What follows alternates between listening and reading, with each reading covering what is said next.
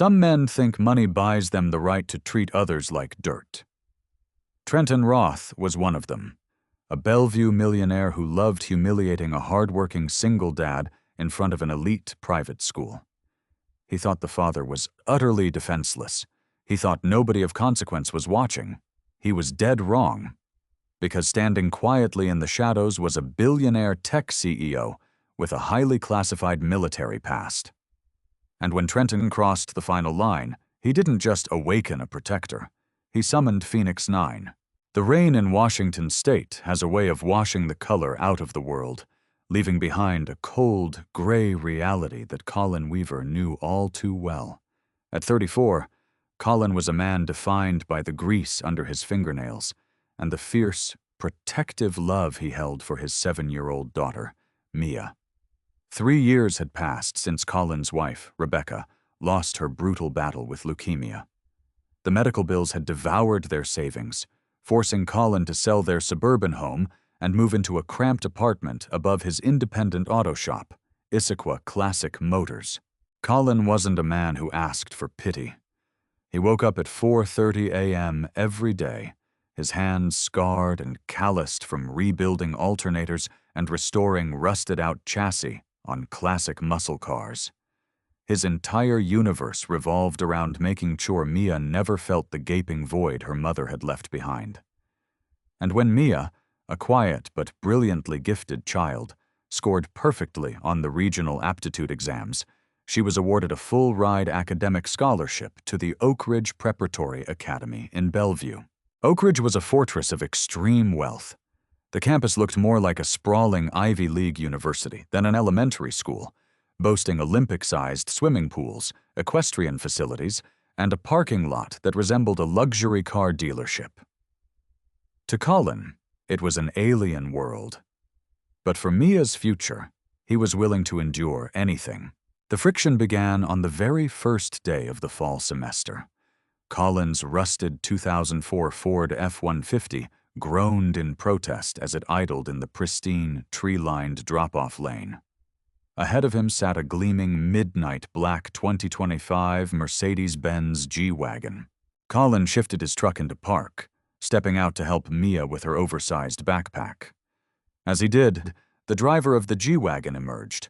Trenton Roth was a managing partner at Apex Capital Group, a man who wore custom Brioni suits to school drop-offs and carried himself with the bloated arrogance of a man who had never been told no. Trenton sneered at Colin's work boots and faded flannel shirt, then glanced pointedly at the rusted fender of Colin's truck. "Careful with the door, buddy," Trenton loudly announced, his voice dripping with condescension. "My rims cost more than your entire livelihood. I'd hate to see what your insurance policy, if you even have one, would do if you scratched it." A few impeccably dressed parents turned to look, snickering behind their lattes. Colin felt a flush of heat rise in his neck, but he looked down at Mia. Her small, anxious eyes were watching him.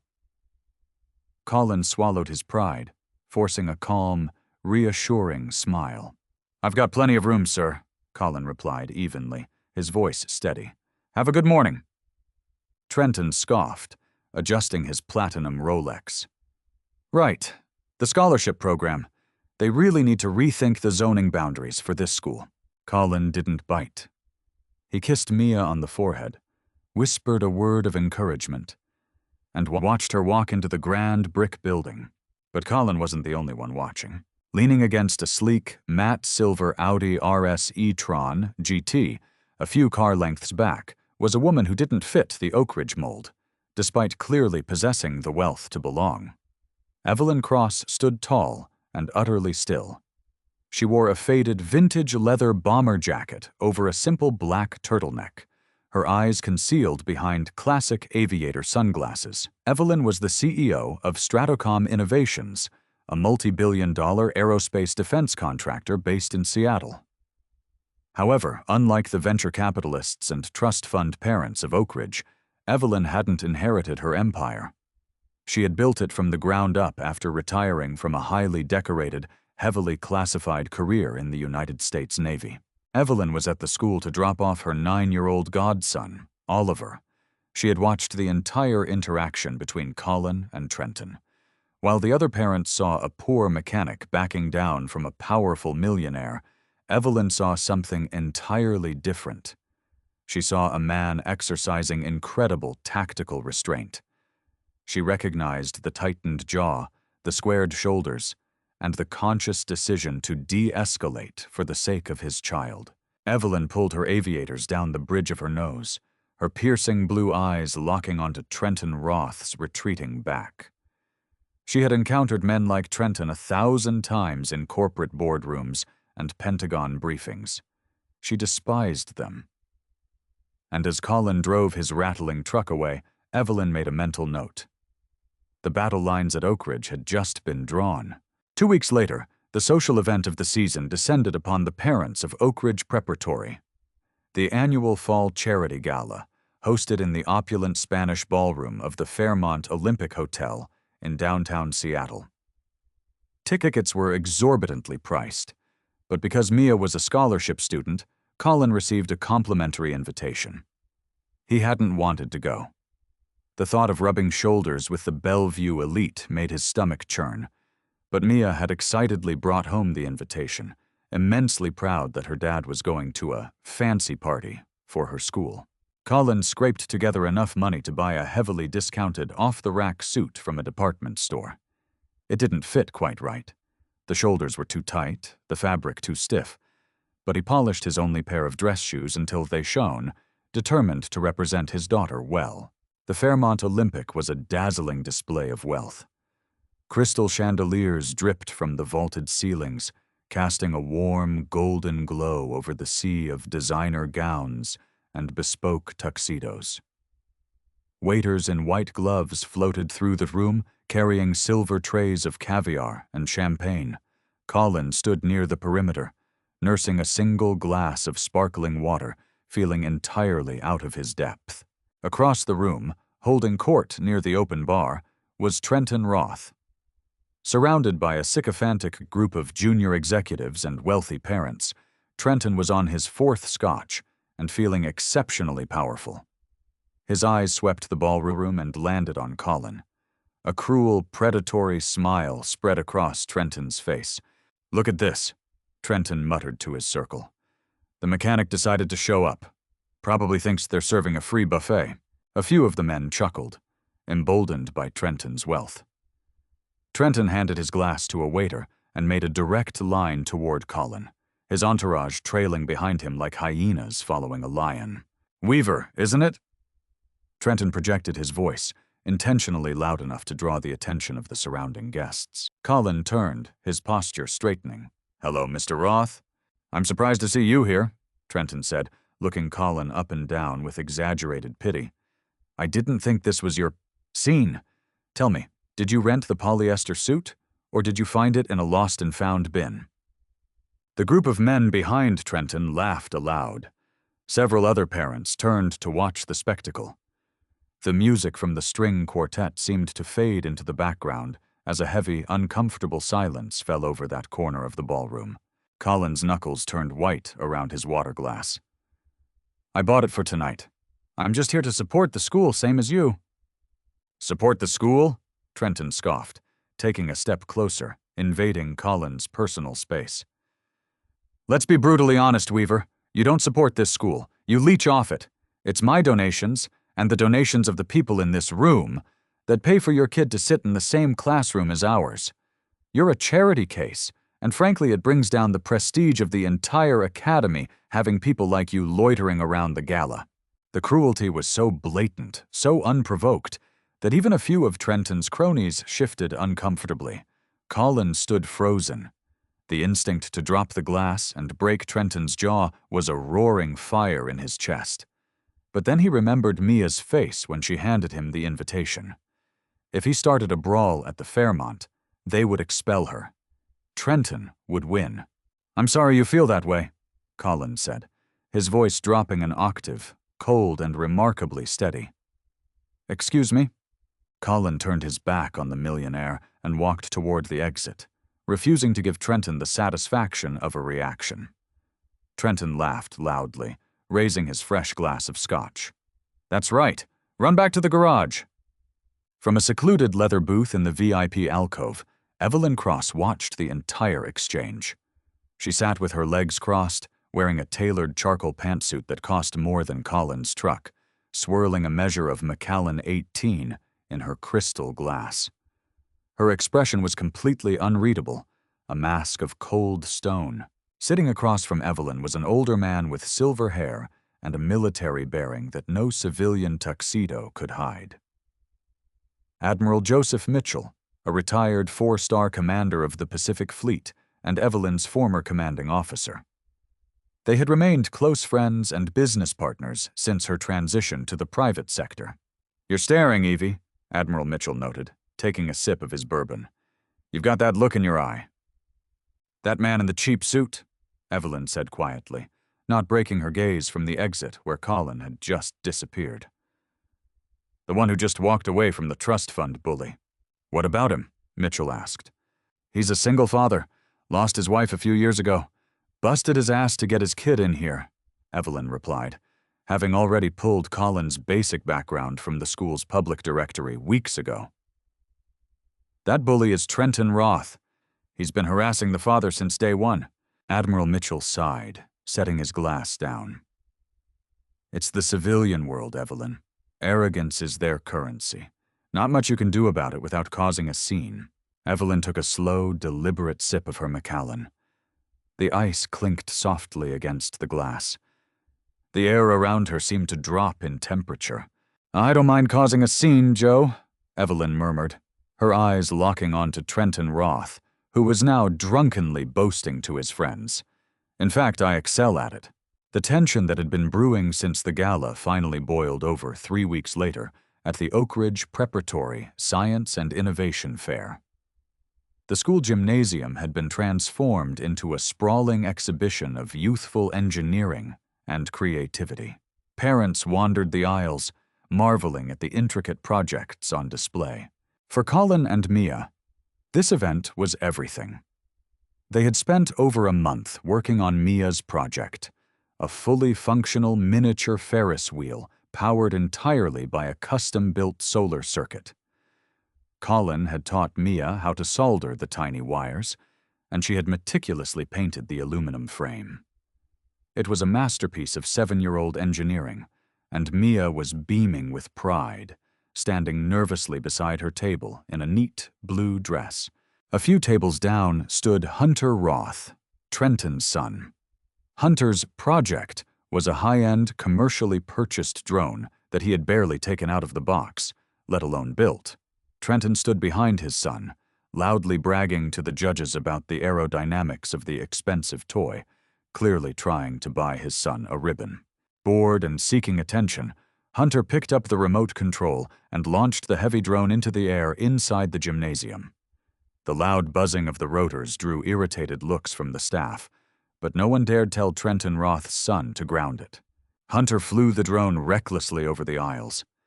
He spotted Mia standing proudly by her Ferris wheel. With a malicious smirk that perfectly mirrored his father's, Hunter drove the joysticks forward. The heavy 4-propeller drone banked sharply and slammed directly into Mia's table. The impact was devastating. The drone's carbon fiber blades sliced through the delicate solar panels and shattered the aluminum struts of the Ferris wheel. The intricate project, a month of love and hard work, exploded into a tangle of bent wire and broken plastic. The drone clattered to the gymnasium floor, unharmed. Mia gasped, her hands flying to her mouth. Tears instantly welled in her eyes as she looked at the ruined remains of her project. Colin, who had been grabbing a bottle of water from the concession stand, heard the crash. He sprinted over, dropping to his knees beside his daughter. "Mia, are you okay? Did it hit you?" "My wheel!" Mia sobbed, pointing a trembling finger at the wreckage. "Dad, it's ruined!" Colin's heart shattered. He picked up the broken pieces, the sheared wires mocking the late nights they had spent laughing and building it together. He looked up and saw Hunter snickering, holding the remote control. Colin stood up. He didn't shout. He didn't rage. He walked calmly over to the Roth table.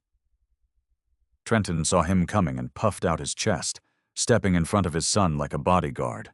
"Your son just destroyed my daughter's project," Colin said, his voice vibrating with a dangerous, suppressed intensity. "I want him to apologize to her right now."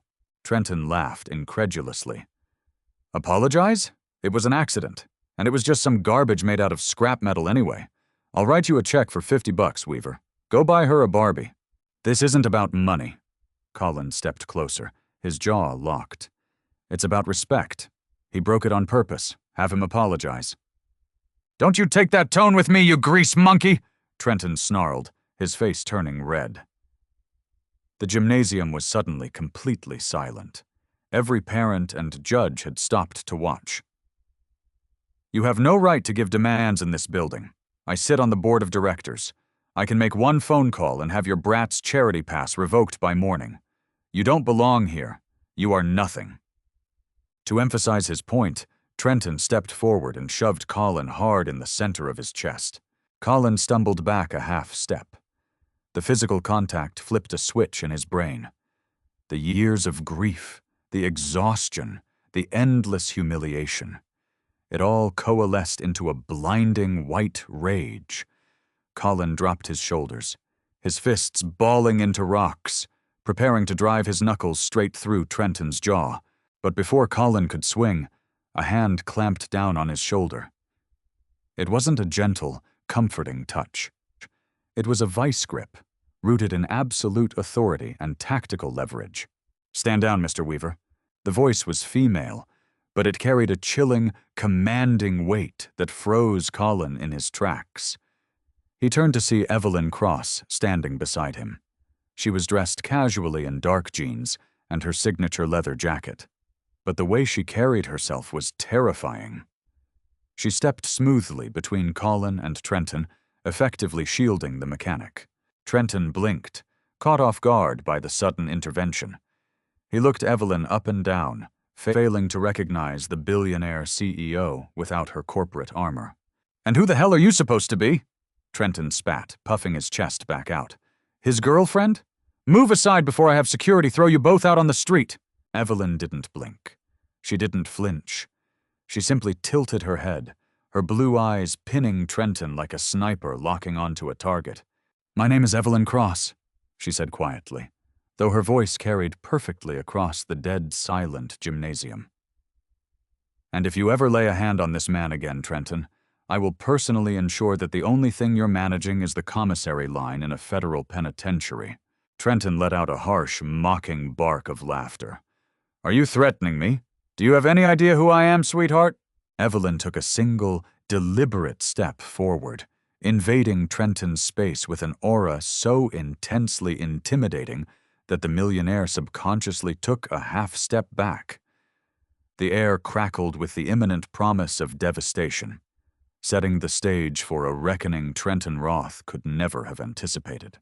The silence in the gymnasium was suffocating. Dozens of parents, faculty members, and students watched as Evelyn Cross, a woman most of them only vaguely recognized from drop-off lines, stood dead center between Colin Weaver and the wealthiest man in Bellevue. Trenton Roth's face flushed a deep, ugly crimson. He wasn't used to being challenged, least of all by a woman in a faded leather jacket who didn't possess the obvious markers of high society. He looked at her, his eyes narrowing into venomous slits. "I know exactly who you are now," Trenton sneered, recovering his bravado. "You're the godmother of that quiet kid in the 4th grade? You think because you lease an Audi, you can walk in here and threaten a board member? I manage capital funds that eclipse the GDP of small nations. I can ruin this mechanic with a single phone call, and I can have you banned from this campus for trespassing." Evelyn didn't raise her voice. She didn't need to. Her tone was absolute ice. "Make the call, Trenton. I highly encourage it. But know this. Every action has an equal and opposite reaction. You are stepping into an arena you do not comprehend." Trenton barked a harsh, dismissive laugh, turning his back on her. He grabbed his son, Hunter, by the shoulder. "Come on, we're leaving. The air in here is starting to smell like a soup kitchen." As Trenton stormed out, the gymnasium slowly exhaled. The murmurs began instantly, a buzzing hive of Bellevue gossip. Colin knelt back down, his large, calloused hands gently gathering the shattered pieces of Mia's solar Ferris wheel.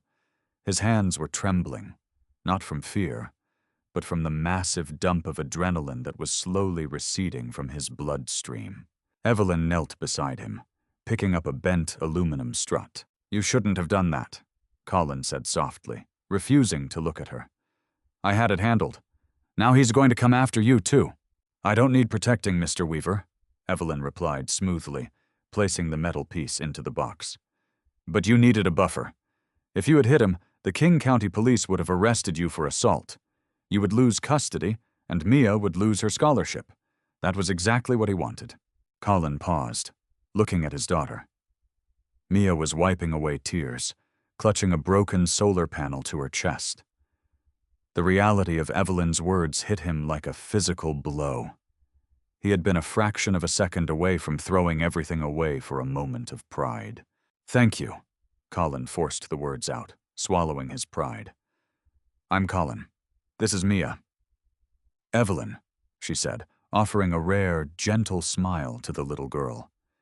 "That was an incredibly sophisticated circuit board, Mia. I know a few aerospace engineers who couldn't solder joints that clean." Mia sniffled, looking up shyly. "Really?" "Really," Evelyn confirmed. She stood up, adjusting her jacket. "Take your daughter home, Colin, and let me handle Trenton Roth." But Trenton Roth was not a man who waited to be handled. By 8 a.m. the following Monday, Colin was summoned to the office of Principal Bennett, the headmaster of Oak Ridge Preparatory. Colin sat in the leather chair opposite the heavy mahogany desk. Principal Bennett, a nervous man who clearly deferred to the wealth of his board members, refused to meet Colin's eyes. He slid a crisp, watermarked envelope across the desk. "I am incredibly sorry, Mr. Weaver," Bennett said, his voice tight. "But the board of directors convened an emergency session last night. Following the altercation at the science fair, they have voted to immediately revoke Mia's academic scholarship, citing a breach of the school's code of conduct regarding parental behavior." Colin felt the floor drop out from underneath him. "My behavior? Trenton Roth shoved me in front of 50 witnesses. His son purposefully destroyed Mia's project. And you're punishing my 7-year-old daughter?" "Mr. Roth claimed he was defending himself against your aggressive posture," Bennett stammered, wiping sweat from his forehead. "He is the largest individual donor to our STEM program. He pushed the vote through. You have until Friday to clear out Mia's locker. I truly am sorry, Colin, but my hands are tied." Colin walked out of the school in a daze. The crisp autumn air felt thin, unbreathable. He climbed into his rusted F-150, gripped the steering wheel, and let out a guttural scream of pure, unadulterated frustration. He had failed her. Despite all the late nights, the burned hands, the relentless exhaustion, a billionaire had crushed their dream with a single, spiteful whim. He didn't know that 3 miles away, in the hyper-secure penthouse suite of Stratacom Innovations, a different kind of meeting was taking place. Evelyn Cross stood in front of a wall-to-wall digital monitor. The screen was filled with complex financial flowcharts, offshore bank routing numbers, and corporate registries. Sitting at the conference table was Wyatt, her chief of corporate intelligence, a former NSA cyber analyst who owed his life and career to Evelyn. "You asked me to dig into Apex Capital Group," Wyatt said, tapping his tablet. "I didn't have to dig deep. Trenton Roth is sloppy. He's arrogant. He assumes SEC regulators won't look closely at a boutique Bellevue firm." Evelyn crossed her arms. "What did you find, Wyatt?" "He's running a highly sophisticated shell game," Wyatt grinned, bringing up a red-flagged document on the main screen. "He's over-leveraged by about $80 million. To cover his margin calls, he's been quietly siphoning funds from his clients' escrow accounts and padding the losses with fabricated returns. It's a classic embezzlement structure. If the market dips even 3%, his entire portfolio liquidates, and he faces federal prison." Evelyn's eyes tracked the data. A cold, predatory satisfaction settled over her features. Trenton Roth had chosen to use his power to crush a helpless mechanic. Evelyn was about to show him what real power looked like. "Package the data," Evelyn ordered, her voice dropping into the authoritative cadence she once used in military command centers. "Draft a blind dossier. I want it prepped for the SEC Enforcement Division, the FBI Financial Crimes Unit, and the Wall Street Journal." "Done," Wyatt nodded. "When do we pull the trigger?" "Not yet," Evelyn said, looking out the floor-to-ceiling windows at the gray Seattle skyline. "He took it something from Colin Weaver. Before I burn Trenton Roth's empire to the ground, I'm going to make him give it back." Issaquah Classic Motors was located on a grim industrial strip right off Interstate 90. The garage smelled heavily of motor oil, old leather, and ozone from the welding rig. Colin was underneath a 1968 Mustang Fastback, his face shielded by a welding mask, showering the concrete floor in bright blue sparks. He was working aggressively, trying to burn off the suffocating anxiety of Mia's expulsion. He didn't hear the Matasilver Audi pull up. He didn't hear the footsteps until they were directly beside his boots.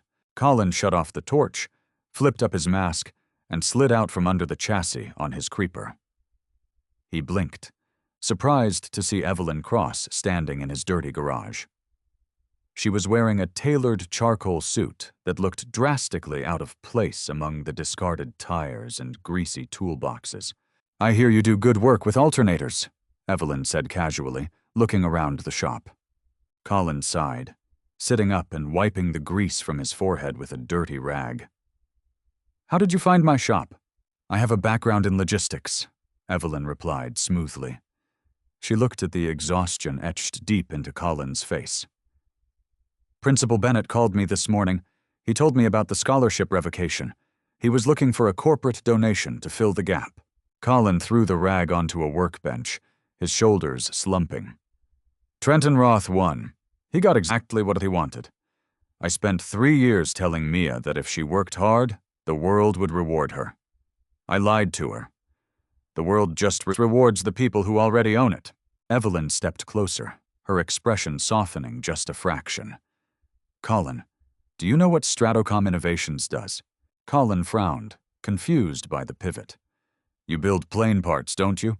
"We build advanced telemetry and target acquisition systems for fifth-generation fighter jets," Evelyn corrected him. "Before I founded this company, I spent 15 years in naval intelligence. I specialized in asymmetric warfare. I hunted men who hid behind money, power, and armies. I dismantled them piece by piece." Colin stared at her, the realization slowly dawning on him that this woman was not just a wealthy Bellevue socialite. There was a lethal precision in her posture, a calculated coldness in her eyes that sent a shiver down his spine. "Why are you telling me this?" Colin asked. "Because you are an honest man, Colin, and Trenton Roth is a parasite," Evelyn said, her voice completely devoid of emotion. "You protected your daughter at the gala. You protected her at the science fair. Now it's my turn to protect you. I need you to put Mia in her school uniform tomorrow morning and drive her to Oak Ridge Preparatory, exactly as you always do." "Evelyn, her pass is deactivated. The security guards won't even let us through the gates."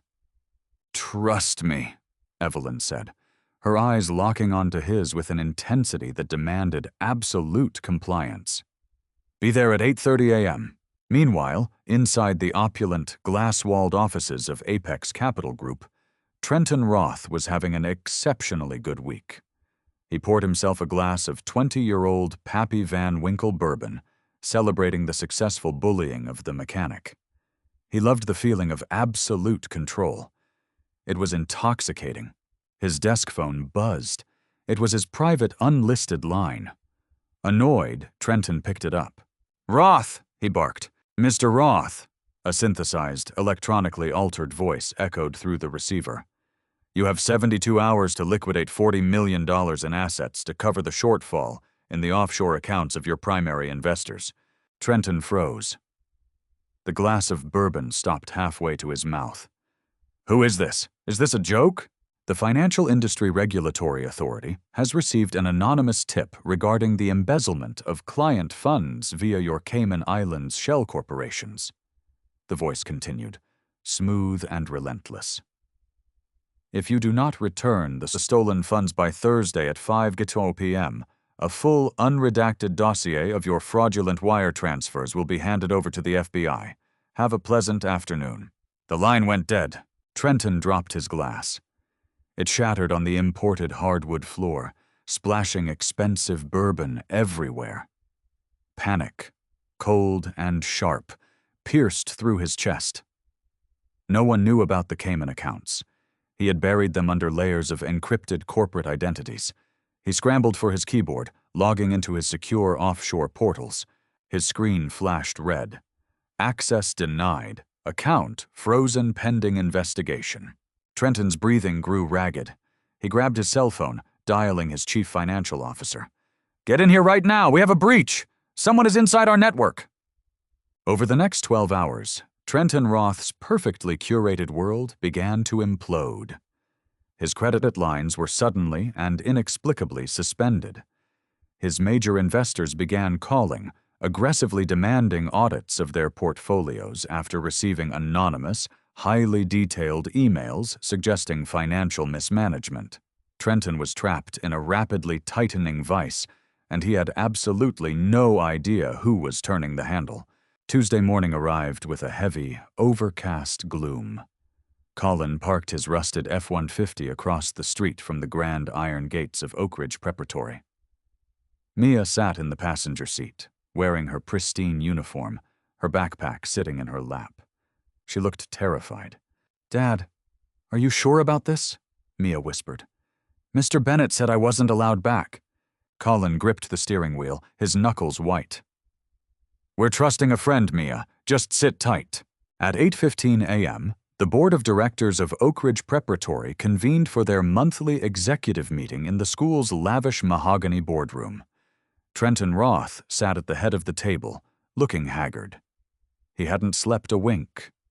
He was running entirely on espresso and sheer panic, desperately trying to keep his composure while his financial empire burned down around him. He needed this board meeting to be a brief distraction so he could return to the office and stop the bleeding. Principal Bennett stood at the front of the room, clearing his throat. "The first item on the agenda is the formal ratification of the Weaver expulsion. Mr. Roth has generously offered to donate $50,000 to the new athletic center to offset the administrative costs of—" Before Bennett could finish his sentence, the heavy oak doors of the boardroom were thrown open. The security guard stationed outside stumbled backward, looking incredibly flustered. Walking past him with the unstoppable momentum of a freight train was Evelyn Cross. She wore a striking navy blue trench coat over a sharp power suit. But it wasn't just Evelyn. Flanking her right side was Admiral Joseph Mitchell, dressed impeccably in a dark, bespoke suit, his posture radiating military authority. Behind them stood two men in severe black suits carrying thick leather briefcases, Evelyn's high-priced corporate litigators. Trenton slammed his hands on the table, standing up so fast his chair tipped over. "What the hell is this? Security! Get these people out of here! This is a closed executive session." Evelyn ignored him completely. She walked to the opposite end of the long mahogany table, her heels clicking rhythmically against the hardwood floor. She stopped, placed her hands flat on the polished wood, and stared down the length of the table directly at Trenton. "This session is now open," Evelyn declared, her voice ringing out with absolute command. "You have no authority here!" Trenton shouted, his face purple with rage and exhaustion. "You're just a parent! I am the chairman of the board!" "Actually, Mr. Roth, you aren't," Admiral Mitchell spoke up, his deep, gravelly voice silencing the room instantly. He opened a leather folder and slid a certified document across the table toward Principal Bennett. "As of 7 a.m. this morning," Mitchell continued, "Stratocom Innovations, through a subsidiary holding company, purchased the entire commercial debt of Oak Ridge Preparatory. We also initiated a hostile buyout of the private land trust that owns the acreage beneath this building. Evelyn Cross is now the majority stakeholder and the sole proprietary owner of this institution." The boardroom erupted into stunned gasps. The wealthy parents and executives sitting at the table stared at Evelyn in sheer disbelief. Trenton's jaw went slack. You bought the school? Bennett stammered, staring at the legal documents. That's a $30 million acquisition. 32.5, actually, Evelyn corrected coldly. And my first act as the sole proprietor of this academy is to dissolve the current board of directors, effective immediately. You can't do this! Trenton screamed, his voice cracking as the remnants of his power disintegrated. I am Trenton Roth. I have influence in this city you can't even fathom. Evelyn's expression darkened. The time for games was over. She gestured to one of her lawyers, who unlatched his briefcase and pulled out a thick bound dossier. He tossed it onto the center of the table. It landed with a heavy, damning thud. Your influence is an illusion, Trenton, Evelyn said, her voice dropping into a lethal, quiet register that forced everyone in the room to lean in. That dossier contains complete forensic accounting of Apex Capital Group. It details 72 counts of wire fraud, the embezzlement of your client's retirement funds, and the illegal offshore laundering you've been conducting for the past 4 years. Trenton physically recoiled, his face draining of all color. He looked at the dossier as if it were a live grenade. The anonymous hacker, the frozen accounts, the terror of the last 12 hours all suddenly made perfect, horrifying sense. You did this, Trenton breathed, staring at her with wide, terrified eyes. I did, Evelyn confirmed, showing absolutely zero mercy. At 9 a.m., my legal team forwarded those exact documents to the SEC and the Federal Bureau of Investigation. By lunchtime, federal agents will be raiding your corporate offices. By dinner, you will be in a holding cell facing 2 decades in federal prison. The other board members, realizing they were sitting next to a highly radioactive criminal, immediately began scooting their chairs away from Trenton. He was a sinking ship, and Evelyn had just blown the final hole in his hull. Trenton fell to his knees, his arrogance completely shattered. The billionaire bully was suddenly nothing more than a terrified, broken man. Please, he begged, tears welling in his eyes. Please, I'll do anything. I'll give back the money. I'll apologize to the mechanic. Just don't send it to the FBI. Evelyn looked down at him, her eyes completely devoid of sympathy. You attacked a little girl's future to satisfy your own pathetic ego, Evelyn whispered, leaning over the table. I don't accept apologies. I exact consequences. Evelyn turned her back on the sobbing millionaire and looked at Principal Bennett, who was physically shaking. Mr. Bennett, Evelyn said sharply. Yes, Ms. Cross? There is a young girl sitting in a Ford F-150 across the street, Evelyn commanded. Her name is Mia Weaver. Her academic scholarship is to be fully reinstated and upgraded to a permanent endowment. You will personally walk out to those gates, apologize to her father, and escort her to her classroom. If you ever allow her to be marginalized again, I will not just fire you. I will end your career in education. Do we understand each other? Yes, ma'am. Immediately, ma'am. Bennett practically tripped over himself as he sprinted out of the boardroom to fetch Mia. Admiral Mitchell watched Bennett run, then turned his gaze back to Evelyn, a proud, subtle smile touching the corners of his mouth. The shadow war was over. The boardroom was secured. But the true depth of Evelyn's power and the terrifying legacy of the name Phoenix 9 had yet to be fully revealed to the man waiting outside in his rusted truck. The morning air outside the wrought iron gates of Oak Ridge Preparatory was thick with a damp, Pacific Northwest fog. Inside the rusted cabin of his 2004 Ford F-150, Colin Weaver sat with his hands gripping the steering wheel, his knuckles bleached white from the tension. The engine idled with a rhythmic, heavy rattle. Beside him, little Mia clutched her backpack, her eyes wide and fearful, staring at the imposing brick facade of the school that had unceremoniously rejected her. Dad, Mia whispered, her voice trembling. Everyone is going inside. The bell is going to ring. Colin checked his watch. It was 8:37 a.m. Evelyn Cross had told him to be here, to wait, to trust her. But the seconds were dragging on like hours, and the lingering doubt in his mind was beginning to metastasize into full-blown panic. Had he been a fool? Had he dragged his daughter back here just to subject her to another round of public humiliation? Just as Colin reached for the gear shift to put the truck into drive and leave, the heavy oak front doors of the academy burst open. Principal Bennett practically sprinted down the concrete steps.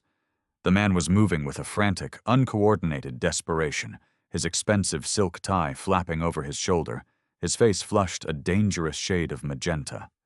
He blew past the bewildered security guards and jogged directly toward Colin's battered truck, waving his arms wildly.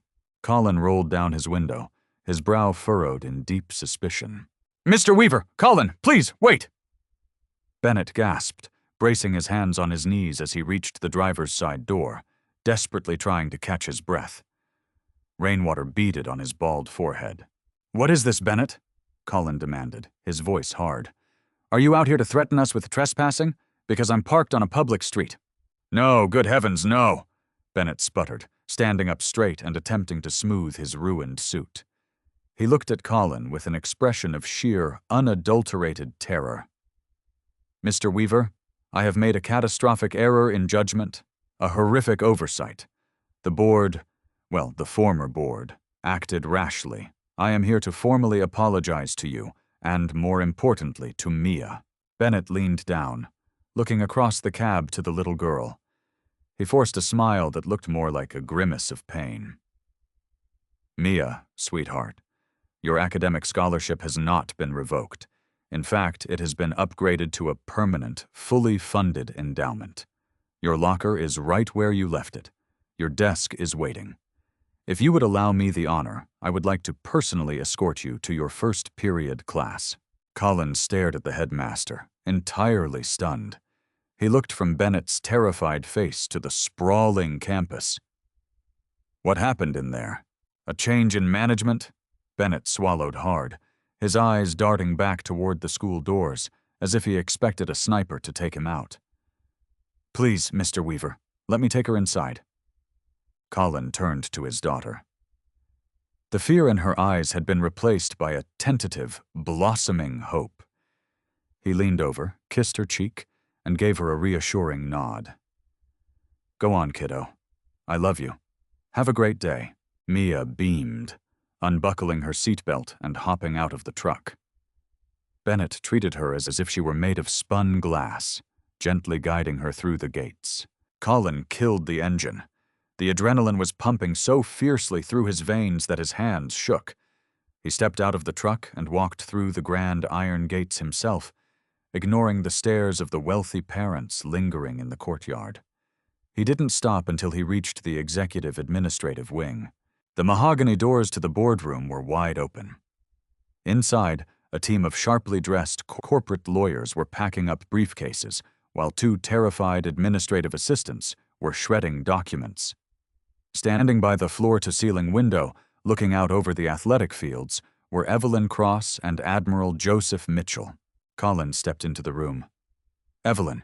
Evelyn turned, her expression softening instantly at the sight of the mechanic. "Colin, did Mia get to class?" "Bennett practically rolled out a red carpet for her," Colin said, his voice thick with emotion. He walked closer, looking at the billionaire CEO. "Bennett said the board is gone. He said there was a change in management." "What did you do?" "I bought the school," Evelyn stated simply, as if she were talking about buying a cup of coffee. "And I dismantled Trenton Roth's financial empire. He won't be bothering you or anyone else in this city ever again." Colin was at a loss for words. The sheer scale of what she had done to protect a mechanic and his daughter was unfathomable. "Why? Why would you go to war for us? You barely know me." Admiral Mitchell, who had been quietly observing, stepped forward. He crossed his arms over his broad chest, fixing Colin with a piercing, deeply respectful gaze. "Because, Mr. Weaver, you are the exact type of man she spent her entire life protecting," Admiral Mitchell said, his gravelly voice echoing in the cavernous boardroom. "You see, Evelyn Cross, the billionaire CEO of Stratocom Innovations, but long before she wore tailored suits, she wore a different uniform. In the United States Naval Special Warfare Command, and later within the Joint Special Operations Command, she wasn't known as Evelyn." Mitchell paused, looking at Evelyn with a mixture of immense pride and old sorrow. Her operational call sign was Phoenix 9. Colin frowned, the military terminology washing over him. Phoenix 9? She was a Tier 1 intelligence operative and a tactical acquisition specialist, Mitchell explained, stepping closer to the table. 10 years ago, during a highly classified extraction mission in the Helmand province of Afghanistan, a forward operating base was overrun. The men pinned down weren't Navy SEALs or Marine Force Recon. They were Seabees, combat engineers, mechanics, men who worked with wrenches and blowtorches, just like you. Men with grease under their fingernails who were just trying to build infrastructure so their families back home could have a better life. Evelyn looked away, her jaw tightening. The memory was clearly a ghost that still haunted her. "A high command order to retreat," Mitchell continued, his voice dropping into a solemn register. "They deemed the mechanics expendable, but Phoenix 9 didn't accept that order. She went rogue. She commandeered a heavily armored transport, drove directly into a hostile fire zone, and held the line single-handedly for 4 hours until air support could arrive. She saved 22 mechanics that night. But she took 3 rounds to the chest plate and 1 to the shoulder. It ended her military career." Colin stared at Evelyn, utterly speechless. The leather bomber jacket she always wore suddenly made perfect sense. It hid the scars. "I despise bullies, Colin," Evelyn finally spoke, her voice quiet but ringing with titanium resolve. "I spent my youth hunting warlords and dictators who used their power to crush the defenseless. When I entered the corporate world, I realized the battlefields had just changed. Instead of AK-47s, the warlords use hedge funds, margin calls, and social status. Trenton Roth thought he could destroy your daughter's life because you were just a mechanic. He didn't realize that I have a very, very soft spot for mechanics." Colin felt a lump rise in his throat. The magnitude of her intervention, the deep-seated trauma and honor that drove her, was overwhelming. He closed the distance between them and extended his rough, calloused hand. "I don't have millions of dollars, Evelyn," Colin said, his voice thick with raw gratitude. "But if you ever need anything, a rebuilt engine, a tire changed, or someone to stand at your back, you have me. For the rest of my life." Evelyn looked at his grease-stained hand, then reached out and gripped it firmly. Her grip was startlingly strong. "I'll hold you to that, Colin." The downfall of Trenton Roth was swift, merciless, and incredibly public. At exactly 12:15 p.m. that same Tuesday, 3 black armored SUVs belonging to the Federal Bureau of Investigation leaped the curb outside the glass-fronted Bellevue headquarters of Apex Capital Group. Special Agent Carter, a no-nonsense veteran of the FBI's Financial Crimes Division, led a team of 20 windbreaker-clad agents through the revolving doors. They didn't stop at the reception desk. They moved with tactical precision, flooding the elevator banks and breaching the top-floor executive suites. Employees screamed and scrambled backward as agents began yanking hard drives from servers and boxing up physical ledgers. Trenton Roth was sitting at his desk, staring blankly at a frozen computer screen, when Agent Carter kicked his mahogany door open. "Trenton Roth, you are under arrest for federal wire fraud, embezzlement, and violations of the Racketeer-Influenced and Corrupt Organizations Act," Carter announced loudly, the handcuffs already out. Trenton didn't even put up a fight. The blustering, arrogant billionaire who had shoved a single father in a gymnasium just a week prior was now a weeping, broken shell of a man. As he was frog-marched out of his own building, his wrists secured tightly behind his back in cold steel, news helicopters from Cairo 7 and King 5 were already circling overhead, broadcasting his humiliation to the entire Pacific Northwest.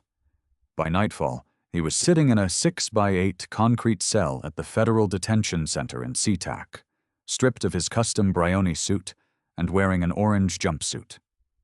His empire was dust. Meanwhile, life for Colin Weaver took a wildly unexpected turn. A week after the boardroom blitz, Colin was working late at Issaquah Classic Motors. He was under the hood of a dilapidated 1980 Chevy C10, struggling with a seized alternator bracket. The shop was quiet. The only sound, the rhythmic tapping of rain against the corrugated tin roof, and the classic rock playing faintly from a grease-stained radio. The heavy rumble of a diesel engine outside caught his attention. A massive, flatbed transport truck backed slowly into his gravel lot.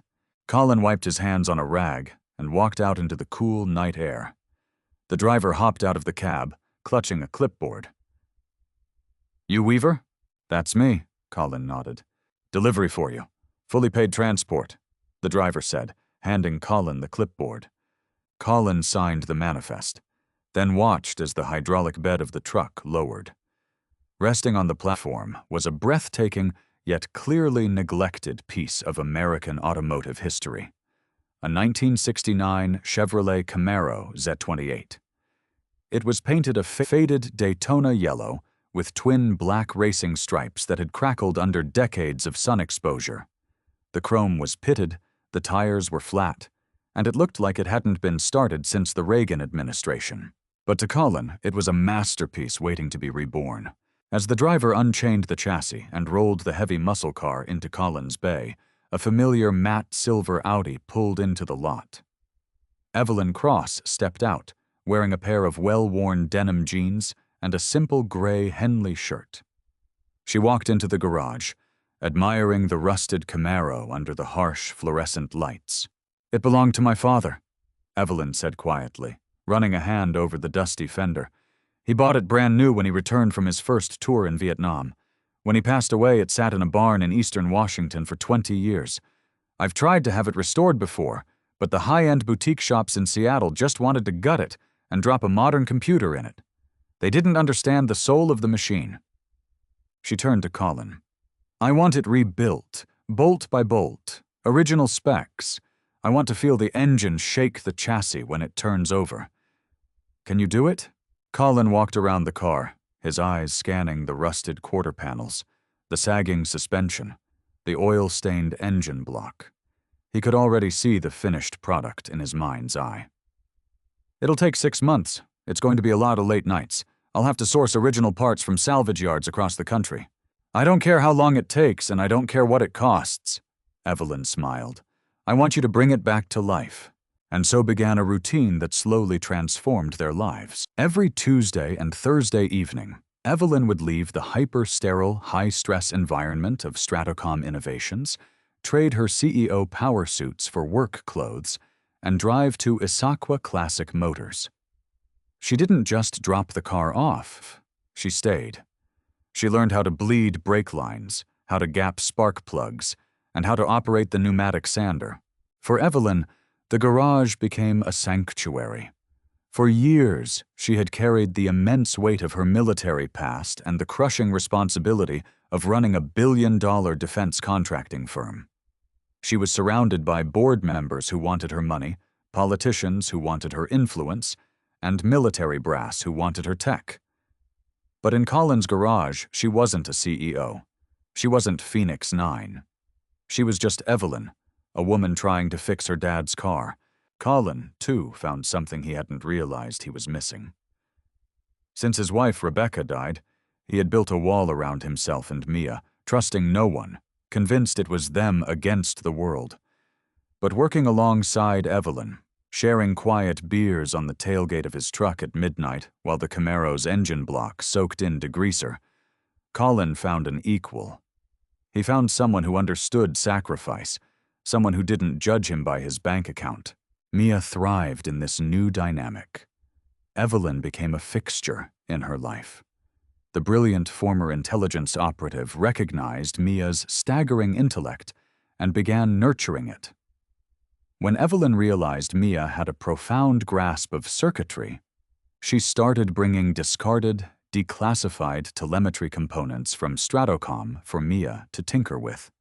By the time winter rolled around, a 9-year-old girl was building advanced algorithmic motherboards on a folding table in the corner of an auto shop, while a single dad and a billionaire rebuilt a V8 engine 10 feet away. Oak Ridge Preparatory, under Evelyn's new ownership, underwent a radical transformation. Principal Bennett was kept on a ruthlessly tight leash, and the culture of toxic elitism was systematically dismantled. Evelyn implemented a massive expansion of the scholarship program, ensuring that dozens of brilliant children from lower-income neighborhoods were given the same opportunities as the Bellevue elite. Trenton Roth's son, Hunter, was quietly transferred to a different school out of state, the shadow of his father's crimes too heavy to bear in Seattle. Slowly, the trauma of the past began to heal. Colin's auto shop flourished. Word had quietly spread through Admiral Mitchell's extensive network of wealthy, classic car-owning veterans that Colin Weaver was a master mechanic.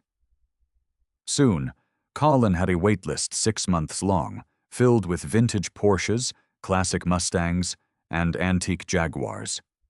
He was finally able to move himself and Mia out of the cramped apartment above the shop and into a beautiful, modest 3-bedroom home in a quiet neighborhood lined with evergreen trees. He had financial stability. He had respect. But most importantly, he had a partner who stood shoulder to shoulder with him in the trenches of life. 1 year exactly after the fateful incident that had brought them together, the Oak Ridge Preparatory Academy hosted its annual Spring Science and Innovation exhibition. The atmosphere in the grand gymnasium was completely unrecognizable from the tense, exclusionary environment of the previous year. The room was vibrant, buzzing with genuine excitement and collaboration. There were no arrogant parents boasting about how much money they spent on their children's projects. Instead, students of all backgrounds stood proudly by their creations. In the center aisle, drawing the largest crowd of the evening, stood Mia Weaver. Now 8 years old, she had grown taller and far more confident. She wore a neat white blouse and a dark skirt, her eyes sparkling with intense focus as she spoke to a panel of highly impressed judges, which included several actual aerospace engineers that Evelyn had invited from Stratocom Innovations.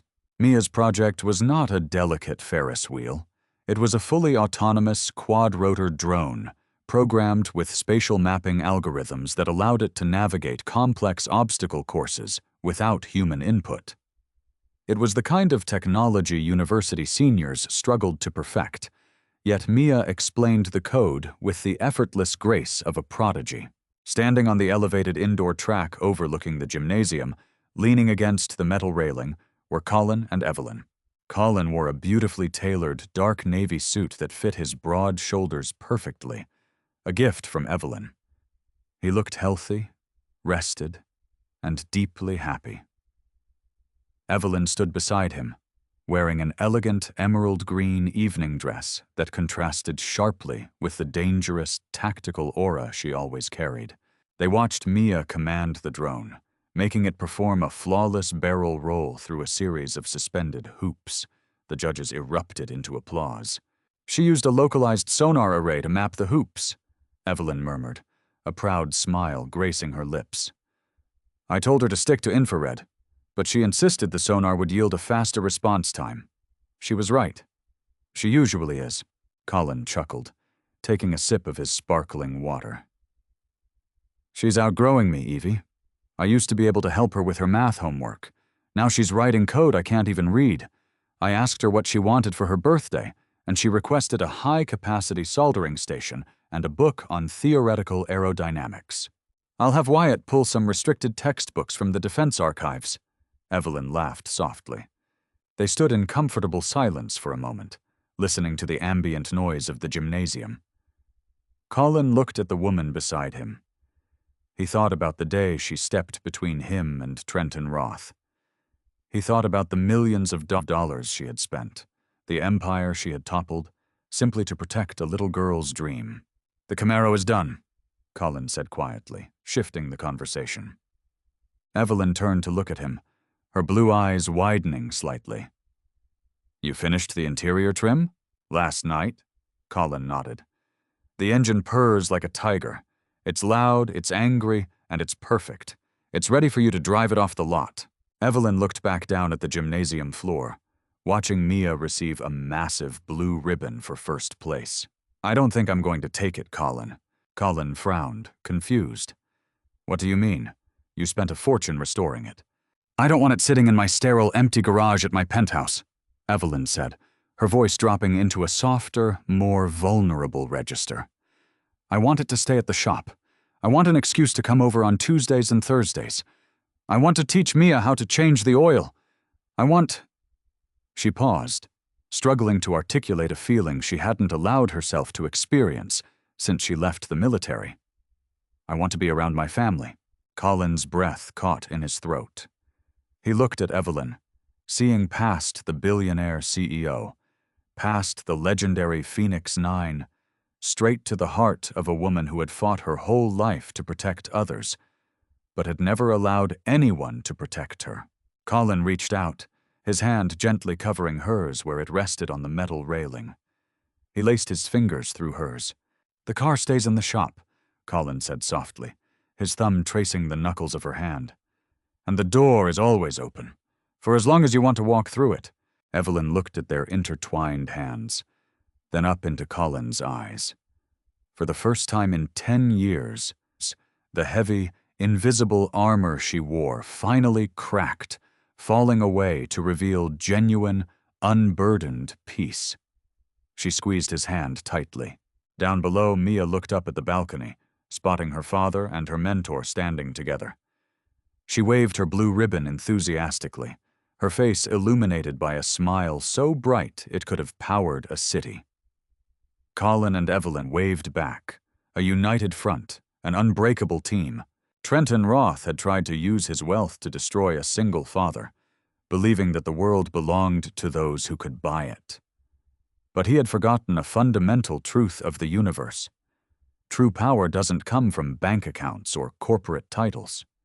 True power comes from the fierce, unrelenting love of a parent and the terrifying loyalty of a soldier who refuses to let the innocent stand alone.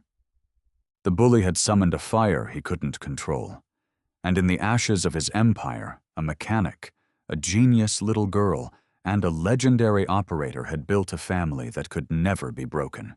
What did you think of Evelyn's incredible takedown of Trenton Roth? Sometimes the most dangerous people in the room are the ones standing quietly in the shadows. If you loved seeing this arrogant billionaire get exactly what he deserved, and enjoyed the heartwarming journey of Colin, Mia, and Phoenix 9, hit that like button. Don't forget to share this story with your friends who love a satisfying revenge tale, and subscribe to the channel for more thrilling, real-life dramas delivered straight to you every week. Drop a comment below.